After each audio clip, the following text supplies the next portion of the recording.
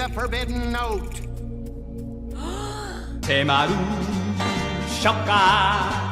Amphibia is a Disney Channel cartoon created by Matt Braley, who worked as a storyboard artist on Gravity Falls. The series follows Anne, a Thai teenage girl, who's transported to the titular realm of Amphibia, a world filled with frogs, toads, and nightmare fuel. There, she's taken in by the Planter family and gets into comical adventures while trying to find a way back home. I recently caught up with the show after seeing Disney screw over the premiere of the Season 2 finale, which encouraged me to keep on watching the show to support the hard-working crew. And now it's quickly becoming one of my favorite cartoons that Disney has put out, right next to Super Robot Monkey Team Hyperforce Go. Today I want to talk about what makes the first 2 seasons of Amphibia so great while we wait for the 3rd and final season, so I'm just gonna do it. Amphibia starts off very episodic in Season 1, but that's far from a bad thing, as almost every episode is really fun. It does take a couple of episodes for the show to find its comedic rhythm, but when it does, it's a riot of laughs. Anne and Sprig are a great duo, and Polly is wonderfully chaotic, but Hop-Up is my favorite character of the main cast. Throughout the first season, he and Anne have an engaging struggle of learning to manage the generational and dimensional divide between the two. Usually most shows would favor the old way or the new way, but I find it more realistic and interesting to showcase this balanced take that Amphibia strives for. Bill Farmer also gives Hop-Up an hilarious vocal delivery, along with his focus episodes being my favorite ones in the show.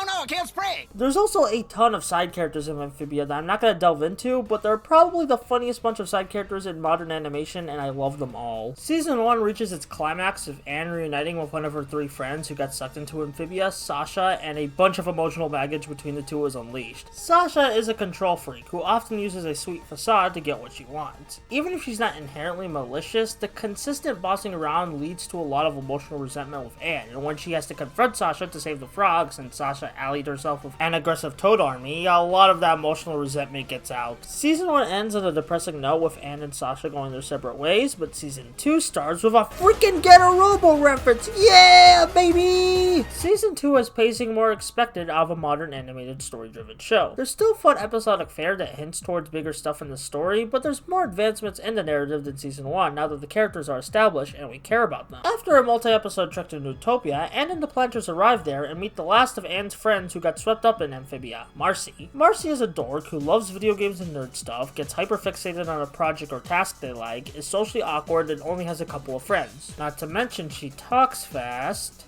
Yeah, I relate to her a lot. She actually does have a dark twist to her in the Season 2 finale, which recontextualizes quite a bit of her actions, but True Colors is an episode best experienced spoiler-free.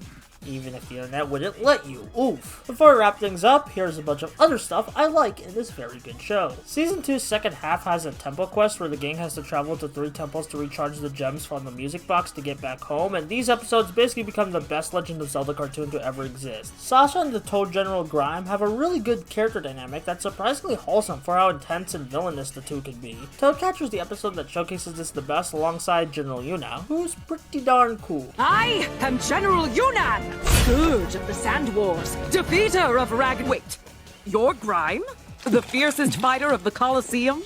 Yep, that's me. You here for my autograph? Nope, I'm here for your head. Anyone notice that Amphibia is basically a Monster of the Week show? And does anyone notice that these monsters are actually creepily cool? All of us?